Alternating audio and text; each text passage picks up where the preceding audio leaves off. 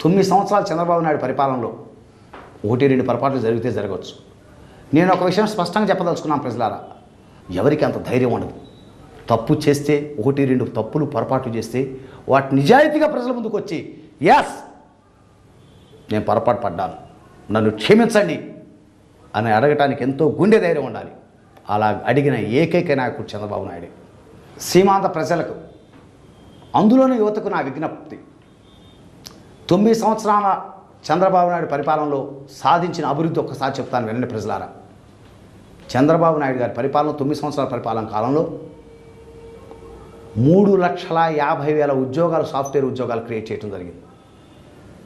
2,50,000 మంది విదేశాలు వెళ్ళటం జరిగింది. ఇది కాక పరోక్షంగా 1,50,000 మందికి ఉద్యోగ అవకాశాలు కల్పించడం జరిగింది. ఇంతేకాకుండా service sectors, finance sectors, hotels, tourism ఇలా విభిన్నమైన రంగాల్లో 2,50,000 ఉద్యోగాలు సృష్టించడం జరిగింది. మొత్తం వెరసి అతని 9 సంవత్సరాల కాలంలో 9,75,000 ఉద్యోగాలు అవకాశాలు కల్పించడం జరిగింది. ప్రజలారా చెప్పమనండి, కాంగ్రెస్ ప్రభుత్వాన్ని ఈ 10 సంవత్సరాల పరిపాలనలో ఎన్ని ఉద్యోగాలు సృష్టించారు? చంద్రబాబు నాయుడు గారు అధికారంలో రావడానికి ముందు 10,000 రూపాయల జీతం అంటే గొప్ప, 20,000 రూపాయల జీతం అంటే అత్యద్భుతం.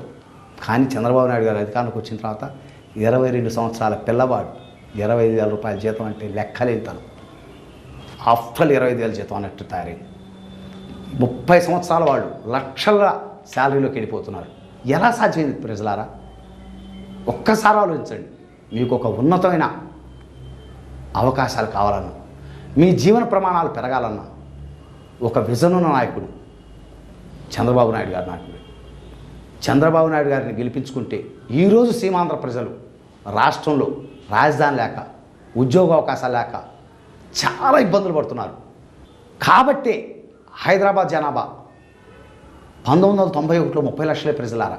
కానీ ఈరోజు హైదరాబాద్ జనాభా 2011 నాటికి 70 లక్షలు అయిందంటే కారణం చంద్రబాబు నాయుడు గారు 9,75,000 ఉద్యోగ అవకాశాలు సృష్టించడం వల్లనే ప్రజలారా ఇంత సిటీ డెవలప్ అయింది. ఇప్పుడు సీమాంధ్రకు రాజధాని లేదు. మీరు కూడా ఒక హైదరాబాద్ లాంటి మహానగరం నిర్మించుకోగలగాలంటే మీరు ఖచ్చితంగా చంద్రబాబు నాయుడు గారిని గెలిపించుకోవాలి ప్రజలారా. ఎందుకంటే ఒక విజన్ ఉన్న నాయకుడు, ఒక ముందు చూపున్న నాయకుడు. మీ భవిష్యత్తు కోసం, మీ ఉజ్వల భవిష్యత్తు కోసం బంగారు బాటలు వేయాలంటే అది ఒక్క చంద్రబాబు నాయుడు వల్లే సాధ్యమవుతుంది ప్రజలారా. నిజాయితీగా ఆలోచించి ఓటేయండి ప్రజలారా.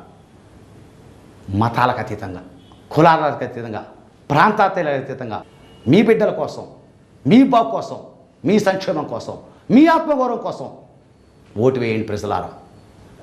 ఓటేసేటప్పుడు 1కి 10 సార్లు ఆలోచించుకోండి. ఖచ్చితంగా ఓటు వేయండి తెలుగుదేశం పార్టీకి మాత్రమే. ఇట్లు మీ ఏఎస్ చక్రవర్తి, గణపవరం, నారాయణ మండలం, గుంటూరు జిల్లా.